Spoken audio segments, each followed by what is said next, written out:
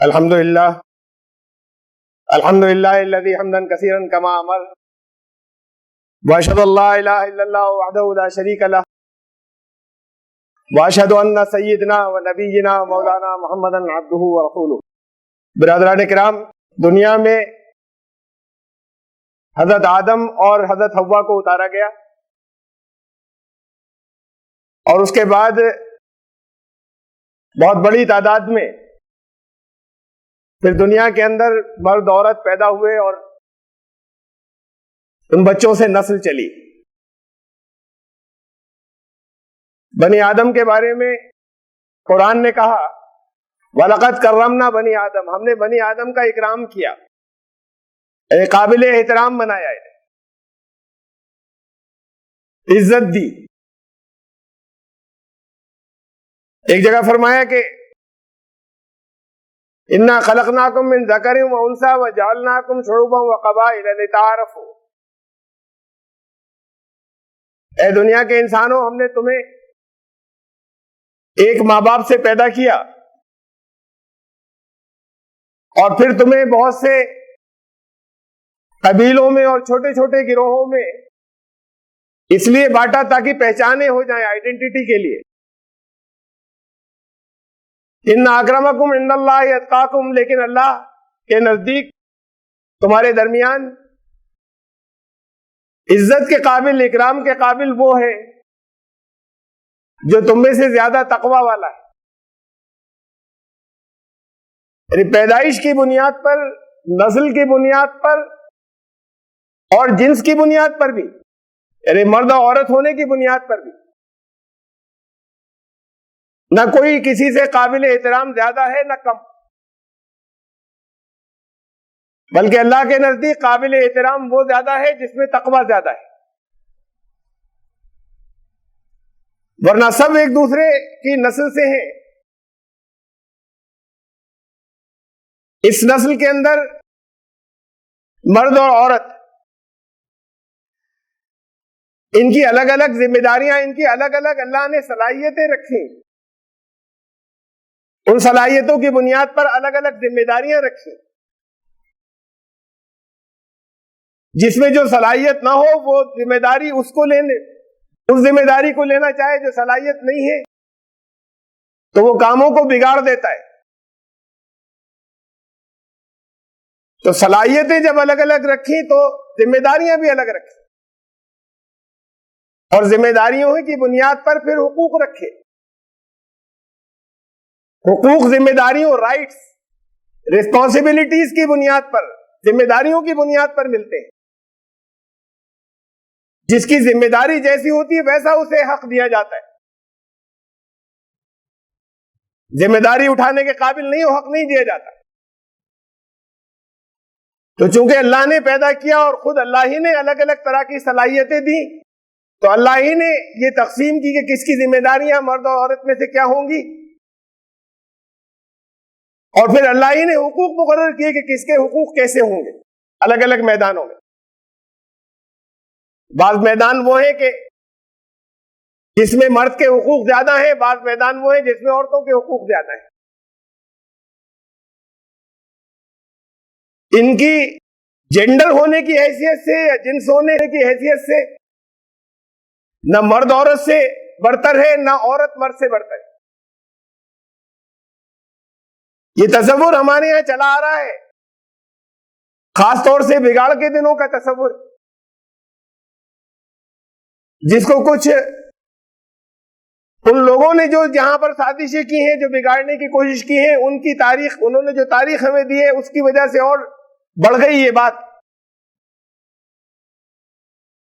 کہ کلی طور پر بحیثیت مجموعی یہ یقین دلایا گیا، یہ بات پھیلائی گئی کہ مرد عورتوں سے اونچے ہیں، برتر ہیں۔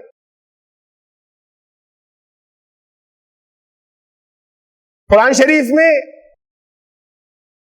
یہ بات نکالی جاتی ہے، قرآن شریف کے ان الفاظ سے کہ الرجال قوامون علی النساء، اور اس کا ترجمہ ہی کیا جاتا ہے کہ مرد عورتوں کے اوپر حاکم بنائے گئے ہیں۔ لفظ قوام کا ترجمہ حاکم نہیں ہوتا عربی زبان میں، حاکم کہنا ہوتا تو حاکم ہی لکھا جاتا اسے، وہ عربی کا ہی لفظ ہے۔ قوام کہتے ہیں قائم کرنے کو، وہ جو دوسرے کو قائم کرے۔ جسمانی طور پر عورت چونکہ کمزور ہوتی ہے تو اسے ضرورت ہے کہ کوئی دوسرا حفاظت کرے اور تحفظ دے، معاشی طور پر یعنی فائنینشیل بھی اس کو سیکیورٹی دے، تحفظ فراہم کرے، اور جسمانی طور پر بھی انہیں درندوں سے اور وہ ان لوگوں سے جو اس کا ایکسپلائٹیشن کرنا چاہتے ہیں، استحصال کرنا چاہتے ہیں، ان سے اس کی حفاظت کرے۔ تو حفاظت وہ کر سکتا ہے جو جسمانی طور پر مضبوط زیادہ ہو۔ قوام اسے کہتے ہیں جو دوسرے کو قائم ہونے میں مدد کرے، قائم کرے، حاکم کو نہیں کہتے۔ تو ہمارے یہاں اس کا ترجمہ حاکم اکثر پھیلایا گیا کہ مردوں کو عورتوں پر حاکم بنا دیا گیا ہے۔ بہت سے اس کی وجہ سے، ایک دو نہیں، بہت سے حقوق ایسے ہیں کہ جہاں کوئی گنجائش ہی نہیں ہے وہاں بھی حق تلفیاں ہوتی ہیں۔ یہ نسل انسانی کی آدھی تعداد چونکہ جسمانی طور پر کمزور ہے، تو جب اصل دین ہٹتا ہے تو قانون آتا ہے جس کی لاٹھی اس کی بھینس کا، جس کے پاس طاقت زیادہ ہو وہ زیادہ حقوق پر قبضہ کر لے اور اس پر اپنی حکومت چلائے۔ یہی شہنشاہوں نے کیا، بادشاہوں نے، کہ کسی کے پاس طاقت آ گئی، اس طاقت کی بنیاد پر لوگوں کے اوپر حکومتیں ایسے کی کہ جس کا انہیں حق نہیں تھا۔ یہی چھوٹے لیول پر الگ جگہ جگہ ان لوگوں نے جو دبنگ کہلاتے ہیں، دادا کہلاتے ہیں، انہوں نے کیا کہ لوگوں کو ستایا یا ظلم کیا یا پریشان کیا، اس لیے کہ طاقت زیادہ ہے۔ تو یہ قانون حیوانی قانون ہے، جس کی لاٹھی اس کی بھینس۔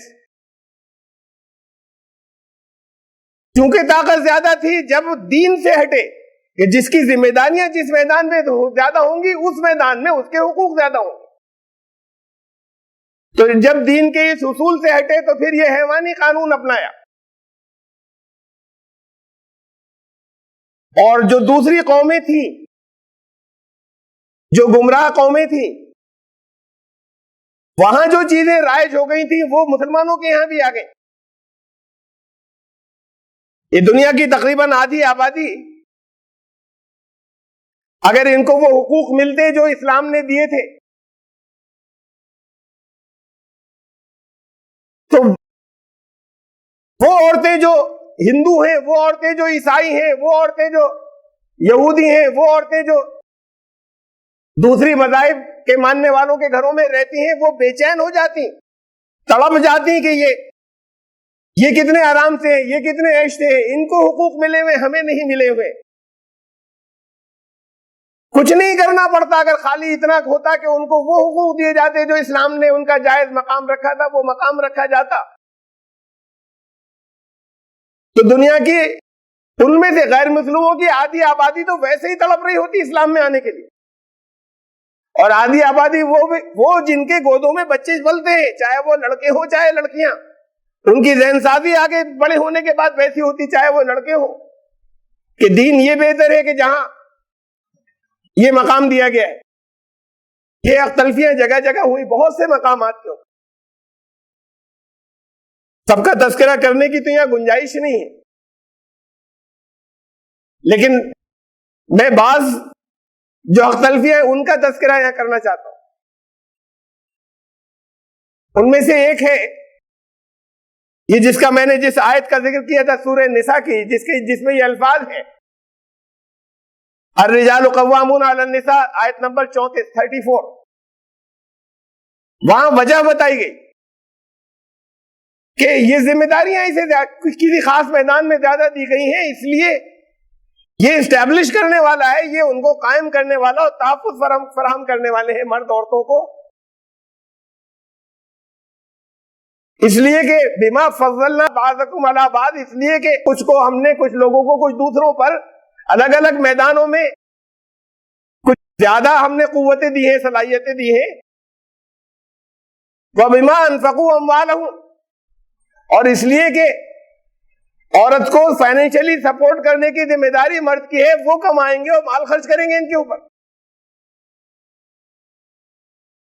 اسلام نے اجازت دی ہے کہ عورت بھی کمائی کر سکے اپنی الگ، لیکن ان ذمہ داریوں کو پورا کرتے ہوئے جو اس کی اور تھی بچوں سے متعلق، اگر وہ انہیں پورا کرے تو اسے وقت نہیں ملتا اتنا کہ وہ کر سکے اپنی کمائی کے لیے الگ کوئی انتظام. اس لیے بنیادی ذمہ داری یہ بنیادی ذمہ داری مرد کی رکھی گئی تھی. تو اس لیے چونکہ یہ ذمہ داری اس کی ہے، اس لیے کچھ حقوق ان میدانوں میں زیادہ ہیں. اس سے ایسا نہیں ہے کہ بعزت مجموعی کو ایک دوسرے سے افضل ہو گیا. رسول اللہ صلی اللہ علیہ وسلم نے، میں مثال دے رہا ہوں، رسول اللہ صلی اللہ علیہ وسلم نے حضرت بلال سے پوچھا کہ بلال تم کیا کرتے ہو، کون سا عمل کرتے ہو؟ میں نے جنت میں اپنے سے آگے تمہارے قدموں کی آواز سنی. حضرت بلال نے کہا کہ یا رسول اللہ میں تو مجھے نہیں معلوم کہ یہ کس عمل کی وجہ سے ہے، میں نہیں جانتا، لیکن ہو سکتا ہے یہ بات ہو کہ میں ہر وقت باوضو رہتا ہوں. کبھی ایسا نہیں ہوتا کہ باوضو نہ ہوں رات کو سوتے وقت، تب باوضو کہیں اگر بیت الخلاء سے آئے تو آتے ہی فوراً وضو کر لیا، اس درمیان میں بھی تیمم کر لیا وضو کرنے سے پہلے کہ ہر وقت میں باوضو رہتا ہوں، شاید یہ عمل ہو، ورنہ میں تو نہیں جانتا. تو کیا اس کا یہ مطلب ہے کہ حضرت بلال رسول اللہ صلی اللہ علیہ وسلم سے افضل تھے؟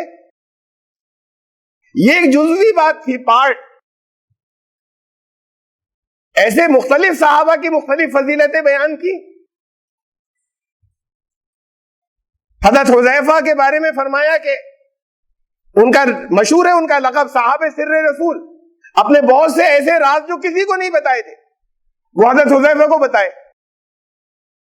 وہ راز جن میں حضرت ابوبکر کو شریک نہیں کیا، جن میں حضرت علی کو شریک نہیں کیا، جس میں حضرت عمر کو شریک نہیں کیا، حضرت حذیفہ کو بتائے بہت سے ایسے راز. تو صاحب سر رسول کہلاتے تھے. ان کے نبی اکرم رسول اللہ صلی اللہ علیہ وسلم کے رازدار.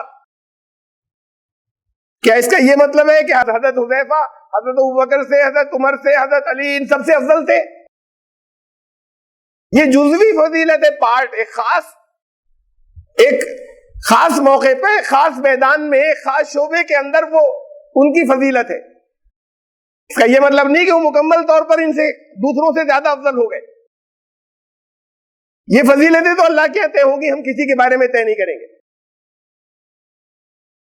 ایسے ہی یہ الگ الگ میدان ہے. اگر شوہر اور بیوی میں اختلافات ہو جائیں اور کہیں الگ ہونے کا فیصلہ ہو جائے تو بچوں کو رکھنے کا حق عورت کا زیادہ ہے، مرد کا نہیں ہے. اگر بڑا ہو جائے بچہ سمجھدار تو وہ خود طے کرے گا، اس سے پوچھا جائے گا. اور جب تک وہ بالغ نہیں ہے اور جب تک وہ چھوٹا ہے، جب تک وہ یہ طے کرنے کے قابل نہیں ہے، تو عورت کو یہ حق دیا کہ اس کا حق ہے کہ بچہ اس کے ساتھ رہے گا چاہے شوہر جتنا بھی اسے لینا چاہتا ہو، اس لیے کہ اس کی ذمہ داریاں زیادہ تھی اس میدان میں، اس لیے حق زیادہ ہوا.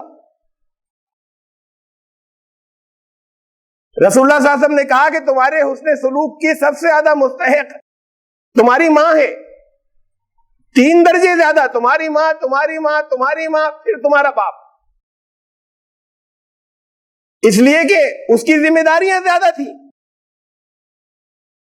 بچے کو پالنے اور پیدا کرنے اور پالنے اور بڑا کرنے میں ذمہ داریاں زیادہ تھیں، تو پھر یہ حق بھی زیادہ ہے. تو الگ الگ میدانوں کے اندر یہ الگ الگ فضیلتیں ہیں جس میں جس کی صلاحیت تھی. یہ بات فرمانے کے بعد اس لیے کہ یہ میدان جس کے تم مال خرچ کرتے ہو یہ اصل ذمہ داری تمہاری تھی. اور اس کے بعد فرمایا کہ تمہیں اگر ان سے نشوز کا ڈر ہو، واللاتی تخافون نشوزہن، نشوز کہتے ہیں کسی عربی زبان میں ڈکشنری میں کسی اونچی جگہ چڑھ جانے کو. اس سے اس کے معنی نکلتے ہیں جھگڑا کرنا، بدزبانی کرنا.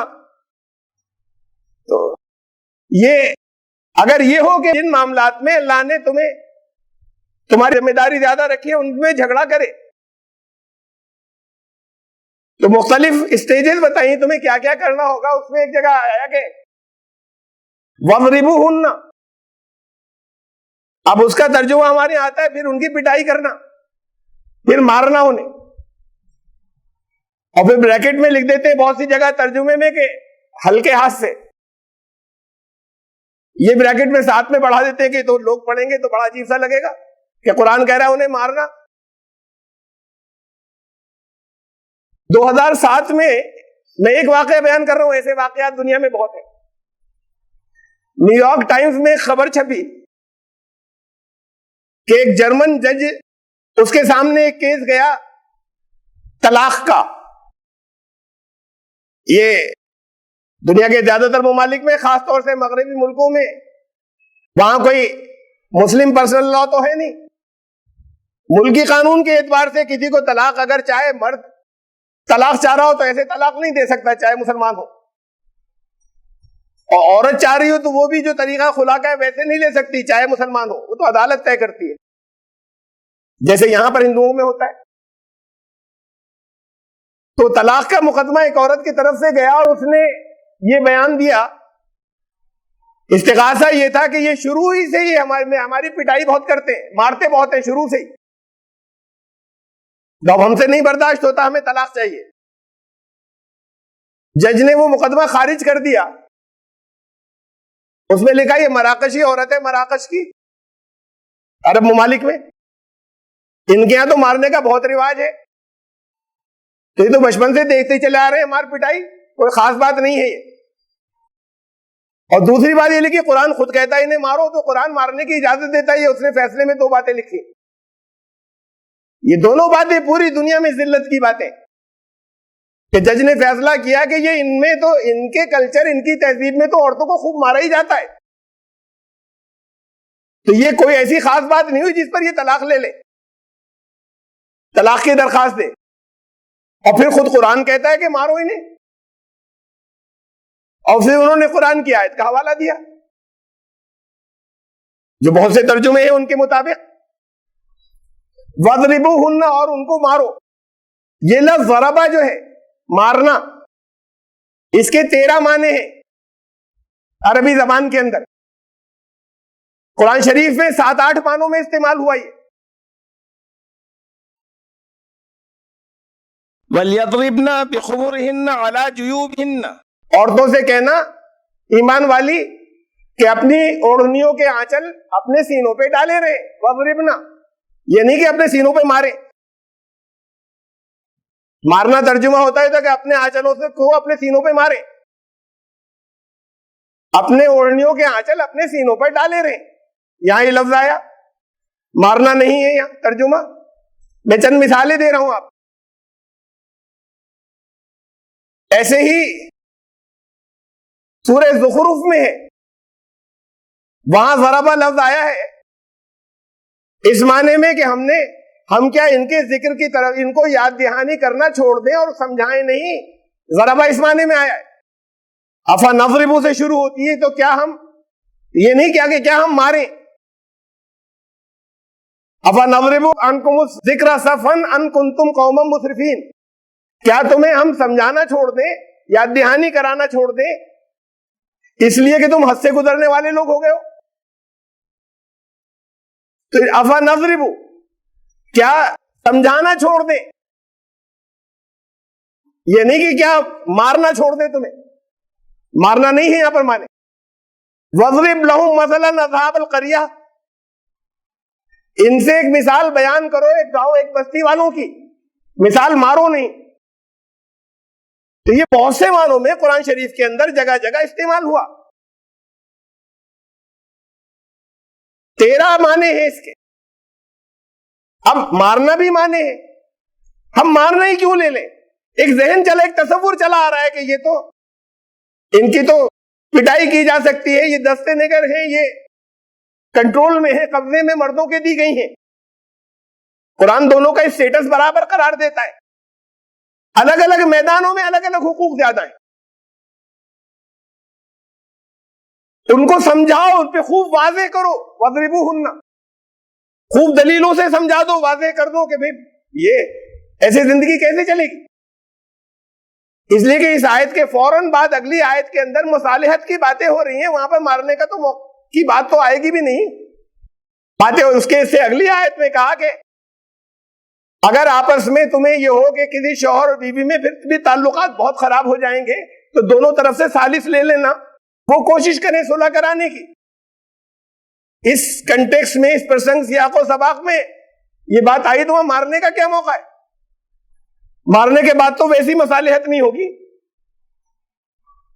اور پھر مارنے کا تعلق چوٹ سے نہیں کہ یہ جو لکھ دیا جائے کہ ذرا ہلکا سا مارنا, ہلکی چوٹ مارنا.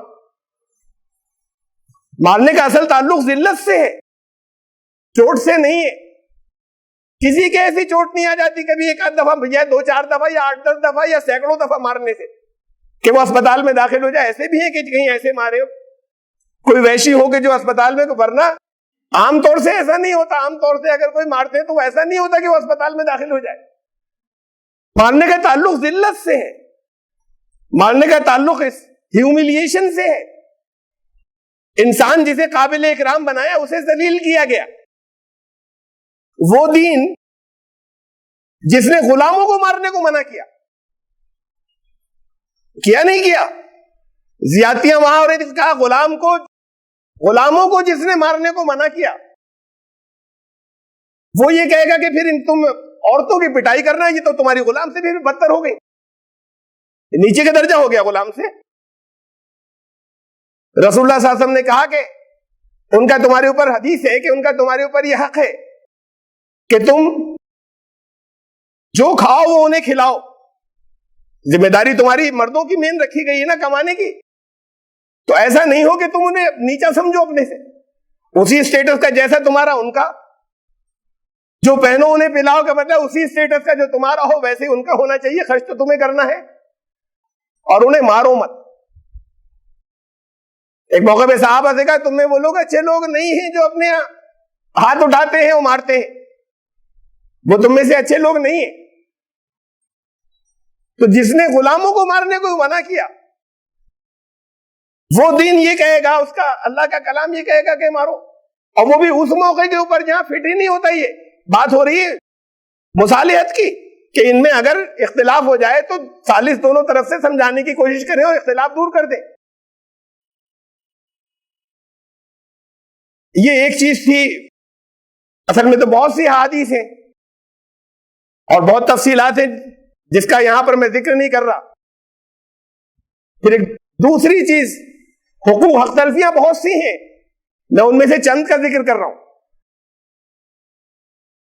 اس معاملے میں بھی یہ جو ابھی جس کا ذکر کیا, اگر ہندوؤں کے یہاں عورتوں کو مارا جاتا ہے, پٹائی ہوتی ہے, اگر عیسائیوں کے یہاں عورتوں کی پٹائی ہوتی ہے اور یہ ان کو سب کو معلوم ہو پوری دنیا میں کہ مسلمان نہیں ہاتھ اٹھاتا, تو بے چین ہو جائیں گی ان کے یہاں کی عورتیں کہ دین وہ ہے, یہ ہم غلط جگہ پر ہیں.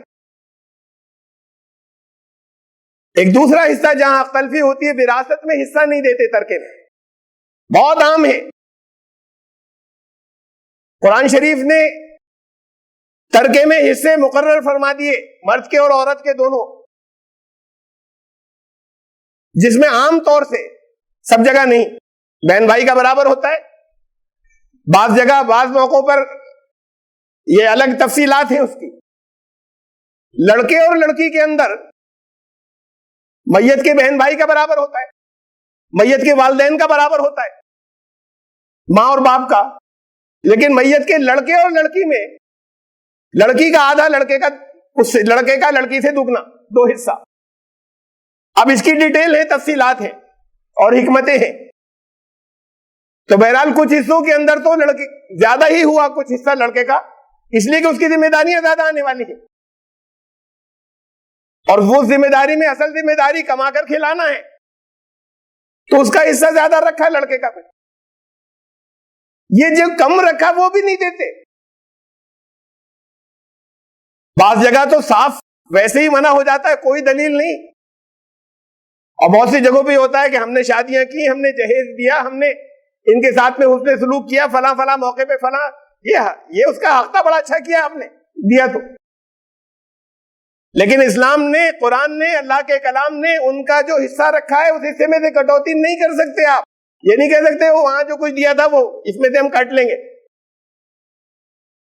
اس میں سے تب کاٹ سکتے ہیں جب اس سے کوئی ایگریمنٹ ہو کہ بھئی تمہارے کچھ پیسے ہم یہاں خرچ کیے دے رہے, جو وراثت کا تمہارا حصہ ہے. اگر دونوں آپس میں اس بات کے اوپر رضامند ہو اور اس کی طرف سے اجازت ہو کہ ہاں اس میں سے لے لیجئے آپ میرا جو حصہ ہے ترکے کا, اس میں سے خرچ کر لیجئے, تب تو ٹھیک ہے کہ اس میں سے خرچ کر دے. آپ نے کسی کے ساتھ میں اگر اس نے سلوک کیا تو اسے زکات میں سے نہیں کاٹ سکتے آپ, زکات تو پوری دیں گے. صاحب ہم تو سال بھر لوگوں کے ساتھ میں اچھا سلوک کرتے ہیں, زکات ہمارے اوپر کیسے؟ وہ زکات جتنی ہوتی ہے اس سے زیادہ تو ہم خرچہ کر چکے. وہ نیکی اپنی جگہ, بعض جگہ تو وہ نیکی لازم بھی ہو جاتی ہے بعض موقعوں پہ, لیکن یہ زکات اپنی جگہ, یہ تو آپ کو دینی ہے پوری, یہ ادا کرنی ہے. تو یہ جو حق تلفی ہے بہت عام ہے. بہت صاف لفظوں کے اندر اللہ نے جو حصے مقرر کر دیے ہیں اور یہ کہا کہ تلک حدود اللہ, یہ اللہ کی حدیں ہیں مقرر کی ہوئی. اللہ کی حدوں کو جو توڑے گا اس کو اللہ کے یہاں جواب دہی کرنی ہوگی, سزا سے نہیں بچ سکے گا, قلبی سے اس وقت تک نہیں بچ سکے گا اگر مرنے سے پہلے اس کی تلافی نہیں کرتی تو. ایسی حالت میں موت آ گئی تو یہ گناہ معاف نہیں ہونے والا ہے, کسی توبہ سے معاف ہونے والا نہیں ہے, اس لیے کہ بندوں کے حقوق معاف نہیں ہوتے. یہ تو ظلم ہے, قبضہ ہے دودھ. زیادہ رکھا تھا حصہ پھر بھی تمہارا, اس کے بعد بھی قبضہ کر لیا. یہ حق تلفی اگر ختم ہو جائے دنیا کے زیادہ تر, اب دیے ہیں بہت سے قانونوں نے حصے. اب یہ 50-60 سال 70 سال کی تاریخ ہے. اس سے پہلے دنیا میں کہیں عورتوں کا کوئی حق نہیں ہوتا تھا. ہندو انڈیوائیڈڈ فیملی کے اندر آج بھی نہیں ہے, لڑکے ہی کے ہاتھ میں ہوتا ہے سارا کنٹرول. اسلام نے 1400 سال پہلے حصہ دیا تھا, جس کے اندر مختلف مصلحتوں کی بنیاد پر کن کن کو کتنا کتنا جائے گا وہ سب مقرر کیا تھا. اس حصے کو نہیں لینا, اس کو نہیں تسلیم کرنا, اس کو روک لینا, یہ ظلم ہے, اور یہ ایسا ظلم ہے جس کی معافی نہیں ہوگی. پھر اسلام نے مہر مقرر کیا عورتوں کا. میں بہت سے حقوق کا ذکر کر رہا ہوں, چند حقوق کا ذکر کر رہا ہوں جو بہت سے حقوق ہیں ان میں سے جہاں حق تلفیاں ہوتی ہیں. یہ مہر عورت کی قیمت نہیں ہے. عورتیں اسلام میں بیچی خریدی نہیں جاتی. یہ سوشل سیکیورٹی ہے, سماجی تحفظ, جو کسی اور دنیا کے مذاہب نے نہیں دیا, اسلام نے دیا ہے, دین اسلام نے.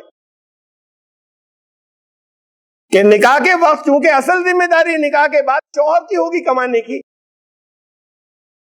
اور عورت کو یا بیوی کو جو اس کے اوپر ذمہ داریاں رکھی گئی ہیں ان ذمہ داریوں کو ادا کرتے ہوئے اس کے پاس اتنی گنجائش یا وقت نہیں ہوگا کہ وہ بھی اپنی ذاتی کمائی کر سکے, تو اس کا خرچ تو اٹھانا ہی ہے. لیکن خرچ اٹھانا بالکل اپنی فری ول سے, اپنی ٹوٹل مرضی سے نہیں ہوتا. پیسہ ایک شخص دے رہا ہے, خرچ اٹھا رہے ہیں تمہارے, ان کا نہیں اتنے میں چلے گا خرچ تمہارا.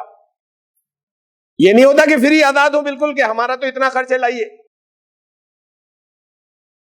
تو اس لیے اس کی سوشل سیکیورٹی کے لیے, اس کے سماجی تحفظ کے لیے اس کو نکاح کے شروع میں ہی یہ کہا کہ اپنی کچھ سمپتی, اپنی کچھ پراپرٹی, اپنی کچھ ملکیت اس کے نام کو اس کو دے دو. اس کو کبھی نہیں مانگو گے, اس میں تمہارا کوئی حصہ نہیں ہوگا. یہ لڑکی کے نہ والد کا ہے کہ انہوں نے نکاح شادی میں بڑا خرچہ کیا ہے, یہ ان کا نہیں ہے. یہ لڑکی, یہ ایسا نہیں ہے کہ شوہر نے دے دیا پھر بات کو کہا کہ لاؤ مجھے ضرورت ہے, مجھے اپنی مرضی سے کبھی وہ گفٹ کرنا چاہے کسی, یہ سمجھے ضرورت ہے تو کر دے, اس سے مانگا نہیں جا سکتا, اس کا حساب نہیں لیا جا سکتا کہ تم نے کہاں خرچ کیا ہے. تو کچھ حصہ اس کا ایسا ہو اس کے پاس جسے وہ اپنی مرضی کے ساتھ میں اپنی زندگی گزارنے کے لیے جہاں اس کی خوشیوں پہ خرچ کر سکے. یہ وہ سوشل سیکیورٹی ہے. بہت بڑی تعداد تو دینا ضروری نہیں سمجھتی, خالی یہ سمجھتی ہے کہ اس کا اگر کہیں طلاق کا نمبر آیا تب مہر کی ضرورت پڑے گی. بہت سے موقعوں پہ طلاق کا موقع ہوتا ہے تو یہ ہوتا ہے کہ مہر تو دیا نہیں ہے, تو پھر طلاق اگر دے دیں گے تو مہر بھی دینا پڑ جائے گا. نکاح سے تعلق ہے اس کا, طلاق سے نہیں ہے مہر کا. رسول اللہ صلی اللہ علیہ وسلم نے بہت سے موقع ہیں, خود اپنے نکاح, جب اپنا نکاح کیا حضرت عائشہ سے, تب جب حضرت علی کا نکاح کیا, حضرت فاطمہ کا نکاح کیا حضرت علی کے ساتھ, تب اور بعض دوسروں بہت سے اور موقعوں پر بھی اس کی اجازت نہیں دی کہ بات کو دے دیں گے. میں فقہ کے مسئلے میں کوئی دخل نہیں دیتا، لیکن میرے سامنے کوئی مثال نہیں ہے ایسی رسول اللہ صلی اللہ علیہ وسلم کی حیات طیبہ کی کہ جب آپ سے پوچھا گیا اور آپ نے اجازت دے دی کہ بات کو دے دینا. کہا کچھ ہو، چاہے تمہاری حیثیت کچھ نہیں ہے تو بہت تھوڑا سا ہے، کچھ نہیں ہے، کچھ تو لاؤ، لوہے کا چھلنا ہی لاؤ. اگر بالکل کچھ حیثیت نہیں، تمہارے کن پہ کپڑے بھی نہیں ہے تو ایسے نہیں. حضرت علی کا مہر ان کو اپنی زیرہ بیچنی پڑی اس لیے کہ پھر مہر دینا ہے نکاح سے پہلے، اور کچھ اور نہیں تھا، زیرہ تھی اور ایک گھوڑا، اور کچھ تھا ہی نہیں ان کے پاس، کوئی ملکیت میں کچھ نہیں تھا. کہتے بات کو کما کے دے دینا. حضرت عائشہ کی 2 سال تک رخصتی نہیں ہوئی نکاح کے بعد.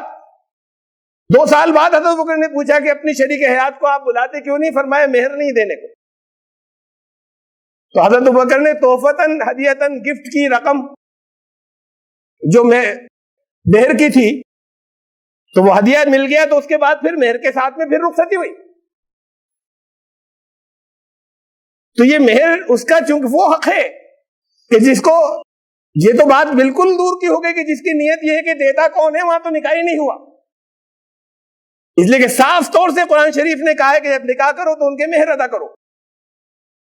تو جس کے ذہن میں یہ ہو کہ یہ ادا ہی نہیں کرنا ہے، اس کا تو نکاح ہی نہیں ہوا. اور جہاں یہ ہے کہ ہم تھوڑا تھوڑا سا کر کے بات کو دے دیں گے تو یہ حق تلفی ہے اس کی.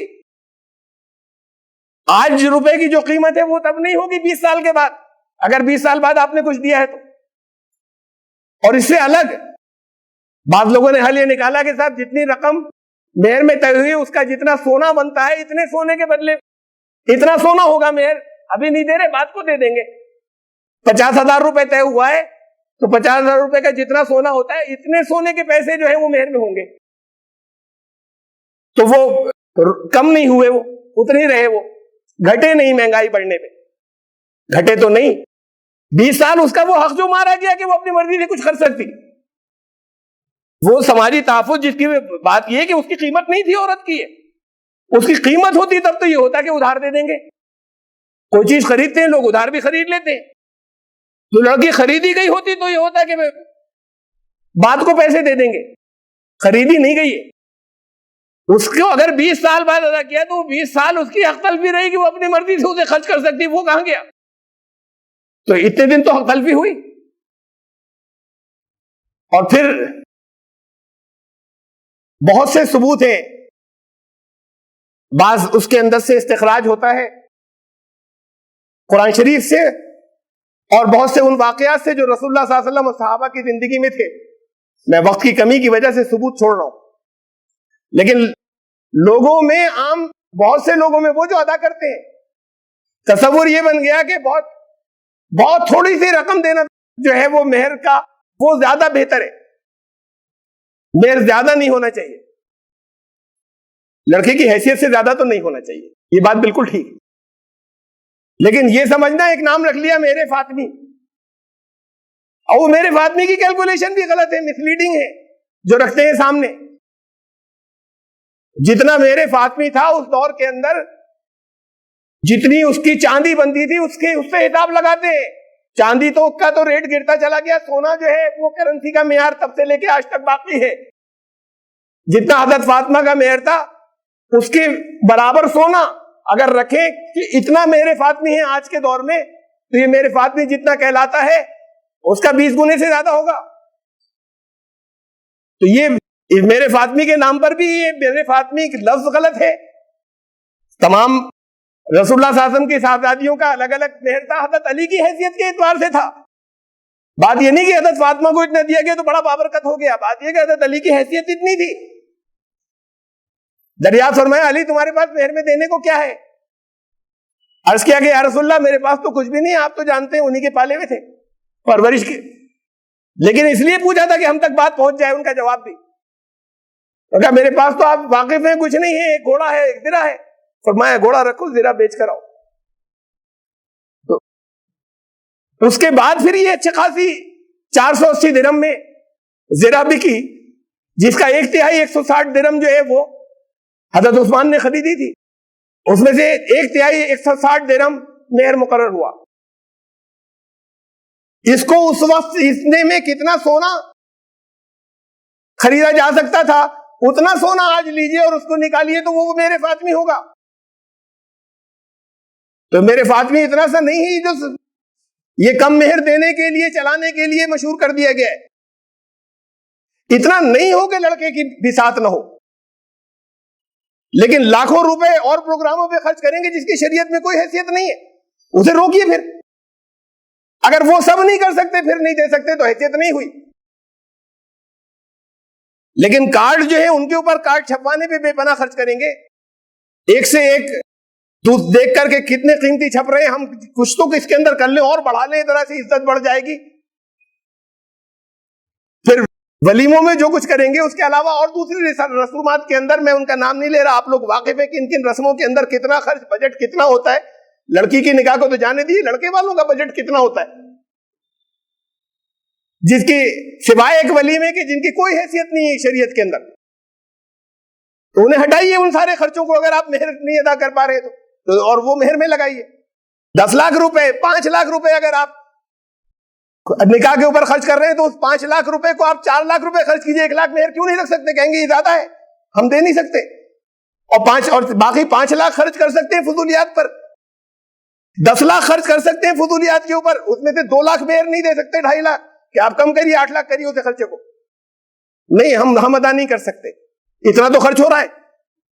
وہ خرچ جو شریعت بعض اس میں سے فضول خرچیاں کہہ رہی ہے, بعض اس میں سے گناہ کہہ رہی ہے, بعض اس میں سے غلط کہہ رہی ہے, بعض اس کے اندر سے ایسے ہیں کہ بھئی آپ ذرا سادگی سے کر لیتے. اور جو لازم ہے, جو سوشل سیکورٹی ہے, جس سے اس کی زندگی کو تحفظ فراہم کرنا ہے, وہ کہ ہماری اس وقت نقد کی حیثیت نہیں ہے, اس وقت تو نقد کی اتنی ہی ہے بس. سماجی تحفظ یا سوشل سیکورٹی بہت چھوٹی سی چیز نہیں ہوتی کہ وہ جا کے کل ایک چھپر کٹ خرید لائے, اس کے پیسے ختم. کچھ اس کے پاس رہنا چاہیے کچھ عرصہ گزارنے کے لیے, اور افورڈ کر سکتے ہیں لوگ اگر یہ فضول خرچیاں بند کرتے تو, جتنی کی کیا کرتے ہیں. جو یہ سمجھتے ہیں کہ ہم نہیں کر سکتے, اس کو کم کرنے کا طریقہ یہ نکالا ہے کہ میرے فاطمی کے نام. رسول اللہ صلی اللہ علیہ وسلم کی ساری ازواج کا مہر الگ الگ تھا, تو زیادہ نہ ہو, فخر کے مقابلے نہیں ہو, وہ پھر گناہ ہو جائے گا کہ اعلان ہو رہا ہے کہ صاحب اتنا اونچا مہر تھا. لیکن لڑکے کی حیثیت کے اعتبار سے جو اس کے اندر نکاح کے اندر جتنی فضول خرچیاں کر رہا ہے, وہ رکوا کر کچھ مہر تو ہو جو دیا جا سکے. یہ کہا جائے صاحب حیثیت نہیں, یہ حق تلفیاں ہو رہی ہیں. یہ حق صرف اسلام نے دیا, یہ دنیا کے دوسرے مذاہب کے اندر نہیں ہے کہ لڑکا دے رہا ہے. وہاں تو یہاں ہندوؤں کے اندر, ہندو حضرات کے اندر تو آپ جانتے ہیں وہی جو مسلمانوں میں بھی آ گیا ہے کہ لڑکی والے طرح طرح کی رسموں کے نام کے اوپر بس دینا سارا ادھر سے ہوتا ہے, خرچہ سارا ادھر سے ہوتا ہے. یہاں لڑکی والوں کا کوئی خرچ نہیں ہوتا. اسلامی نکاح کے اندر سپورٹ کرنے کی ذمہ داری مرد کی رکھی ہے تو ہر طرح کا خرچ بھی اس کا ہوگا. اگر یہ چیزیں ان عورتوں کے سامنے آئے جو پس رہی ہیں, یا تو اپنی لڑکیاں اپنی بچیوں کے نکاح نہیں ہو رہے, بڑی اچھی اچھی صلاحیتوں والی, بڑی اچھی اچھی شکل صورت والی, بہت سے بڑے اچھے اچھے دیندار گھرانوں کی, خود اچھے دین کے علم رکھنے والی بچیوں کے نکاح اس وجہ سے نہیں ہو رہے کہ جہیز میں دینے کو پیسے نہیں, خرچ نہیں کرنا ہے. اور پھر اور بھی کچھ رسمیں وہ چھوپ بھی جائیں گے کہ نہ ہم تو تیار نہیں, چوتھی تو ہر حالت میں ہوگی. اچھا چوتھی نہیں ہوگی تو لڑکی والوں کا کھانا دو. کس بات کا کھانا؟ تمہارے اوپر ولیمہ رکھا ہے, ان پر کھانا نہیں رکھا. باہر کی بارات آ رہی ہے تو آپ خالی باہر کے لوگوں کو, جو مہمان ہے وہ تو مہمان کی تواضع کرنا جو ہے وہ ضروری ہے. اسلام کہتا ہے کہ تواضع کیجئے تو ان کو کیجئے. یہ مقامی لوگوں کو کس بات کا, لڑکی والے کیوں کھلائیں گے؟ ولیمہ ہوگا لڑکے والے کھلائیں گے. یا یہ نہیں ہوگا تو ان کا صاحب ہم نے چوتھی بند کر دی, یہ فضول رسم تھی, بری تھی, ہم نے بند کر دی. ارے لڑکی والوں کھانا دے رہے ہو, یہ نہیں کر رہے ہو, وہ کر رہے ہو آپ کہ سب کو بلانا ہے, نام بدلا ہے خالی. اور پھر جتنی رسمیں ان سب کے اندر اصل بات جو ہے وہ سب لڑکی والوں پہ پڑتا ہے. یہ سب ہندوؤں کے یہاں سے آئیں گے اور پھر کہتے ہیں ہمارے پاس پیسے نہیں ہیں, ہماری حیثیت اتنی ہے نہیں کہ اس وقت ہم دے دیں. یہ چیز لوگوں کے پاس جائے کہ قیمت نہیں ہے, اس کا تحفظ ہے جو لڑکی کو ملتا ہے یہاں پر, تو وہاں کی عورتیں لڑکیاں بے چین ہو جائیں. آپ کے یہاں کی لڑکیاں بیٹھی نہیں رہتی. یہ کچھ چیزیں تھیں, ان کو بھی میں نے مختصر رکھا, یہاں گنجائش نہیں تھی اس وقت کے اندر. کچھ اور ہے زندگی رہی تو انشاءاللہ وہ جو حق تلفیاں ہو رہی ہیں مرد اور عورت کے اندر جہاں پر یہ تصور آ گیا کہ یہ تو ایسا کہ غلام کو نہیں مارا جا سکتا، ان کی پٹائی کی جا سکتی، غلام کی اجازت نہیں ہے. تو جہاں پر حاکم بن کے اس کی وجہ سے جو تلفیاں ہوئی اس میں سے بعض اور ہے جسے دین روکتا ہے، جیسے دین جن کی پوزیشن واضح کرتا ہے، لیکن ہمارے یہاں وہ حقوق نہیں دیے جاتے. زندگی رہی تو انشاءاللہ آئندہ جمعے کے اندر میں تذکرہ کروں گا. بارک اللہ لنا فی القرآن العظیم انہ